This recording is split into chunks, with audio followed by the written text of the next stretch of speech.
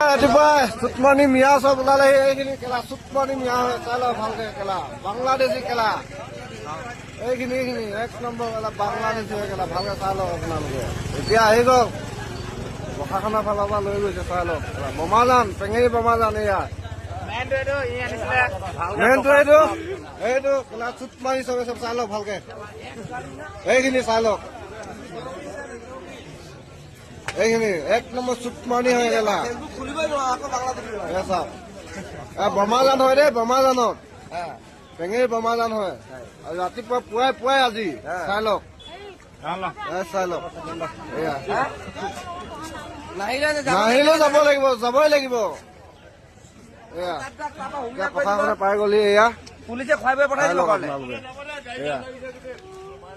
এয়া চাওক পুৱাই আজি এয়া চাই লওক বাংলাদেশী মিয়া হয় দেই আমার মুসলিম ভাইরা কইতাছে আনেরা যে হিন্দু মেজরিটির ভিতরে গিয়ে কাম কাজ করুন এই যে কানো ধরে উড়া আর বোয়া জুতাদা বাইরা এটা কেন এত খুব ভালো লাগে কোনো হিন্দু মেজরিটির ভিতরে আমি অনুরোধ করে কই সারা ভারতের মুসলিমদেরকে জানেরা কেউ হিন্দু মেজরিটির ভিতরে গিয়া কাম করবেন না আর এমন ধরনের অসম্মানী অন্য যে কানো ধরে উঠতে লাগে বইতে লাগে কানো ধরে বয়াত হয়ে দে আডু কাটায় বয়াত হয়ে দে জুতা দা বাইরিয়া লাঠি দা বাইরিয়া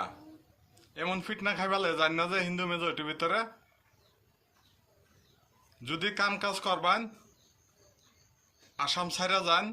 আসামের ভিতরে মুসলমানের শান্তি নাই আর এই সরকারে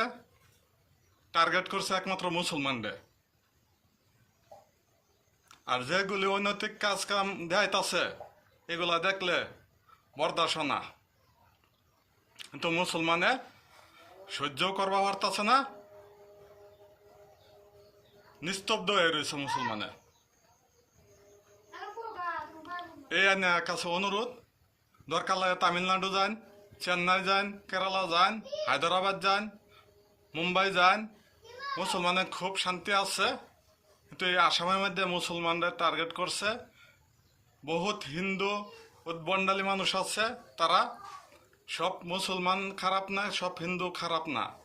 বহুত মুসলিম বালা আছে বহুত হিন্দু বালা আছে কিন্তু তারা সুবিধা করে লইছে একটা সংগঠন বানাইছে বানায়া আসাম সরকারের সুবিধা মর্মে তারা কাজ করে আর আসাম সরকারে এই মানুষটিরে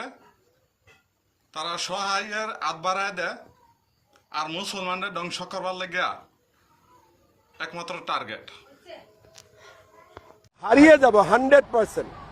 কারণ অসমৰ মানুহৰ মেইন চিন্তা হৈছে মিয়াক লৈ মিয়াক সমৰ্থন কৰা মানুহক অসমীয়াই ভোট নিদিয়ে তেওঁলোকে সেইকাৰণে এভিকশ্যন যাতে নহয় মিয়াই যাতে ৰক্ষা পায় সেইকাৰণে ইমান দিনে জুবিনক লৈ ৰাজনীতি কৰি আছিল জুবিনৰ প্ৰতি মৰম নাছিলে জীয়াই থাকোঁতে জুবিনে কাৰ কথা কৈছিলে মোৰ কথাহে কৈছিলে জুবিনক সন্মান কোনে দিছিলে আমি দিছিলোঁ এইবিলাকতো মৃত্যুৰ পিছত খালি মিয়াক বচোৱা ৰাজনীতিৰ কাৰণে জুবিন গাৰ্গৰ সমৰ্থক হৈছিলে আসল জুবিন গাৰ্গৰ সমৰ্থক অসমীয়া মানুহখিনি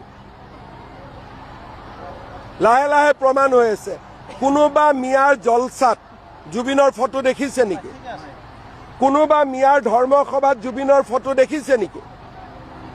আমাৰ মন্দিৰত জুবিনৰ ফটো আহিছে কোনবা মছজিদত জুবিনৰ ফটো দেখিছে নেকি মিয়াৰ মছজিদত আমি ৰাখত শ্ৰদ্ধাঞ্জলি জনাইছো পূজাত জনাইছো এতিয়া 21 ডিসেম্বৰ নেকি গৌৰীপুৰত মিয়াৰ এখন বহুত ডাঙৰ ইস্তেমা হ'ব মই ভিডিঅ' লগাব কৈছো জুবিনৰ ফটো লগাব নে নলগাব গতিকে এইবিলাক আমাৰ লগত যুঁজি লাভ নাই আমি বগাক বগা কলাক কলা বুলি কোৱাৰ আমাৰ সাহস আছে আৰু আমি ৰাজনীতি আবেগক লৈ কৰা নাই আমি কাম কৰি ৰাজনীতি কৰিছো এইকাৰণে আমি এইবিলাক ভয়ো নাখাওঁ আমাক ভয় খুৱাব চেষ্টা কৰি লাভ নাই জুবিনে মদ নিজে খোৱা নাছিলে। জুবিনৰ টকা পইচা যাতে হেৰফেৰ কৰিব পাৰি, যেতিয়া গান গাব গ'ল মদ খুৱাই দিলে, বিহু কমিটিয়ে 5 লাখ দিলে,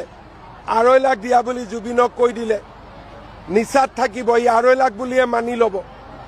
তেনেকে জুবিনক ষড়যন্ত্ৰমূলকভাৱে এছামে মদ খুওৱা কামত লিপ্ত কৰাইছিলে আৰু তেনেকে মদ খাই গ'ল। মোৰ লগত যিমানবাৰ ৰাতিপুৱা আহে কেতিয়াওতো মদ খাই নাহে। গধূলি যিবিলাক কথা কয় মদ খুৱাই দিয়া হয়। আৰু এতিয়া তদন্তত সেইটোৱে ওলাইছে যে জুবিনক মদ খুওৱা হৈছিলে, নিজে খোৱাৰ কথাটো নাছিলে। সেইকাৰণে মই ৰাইজক অনুৰোধ কৰিম, জুবিনক যাতে মদৰ লগত কোনেও এক কৰি নেপেলায়, কাৰণ সি নিজে মদ খোৱা নাছিল,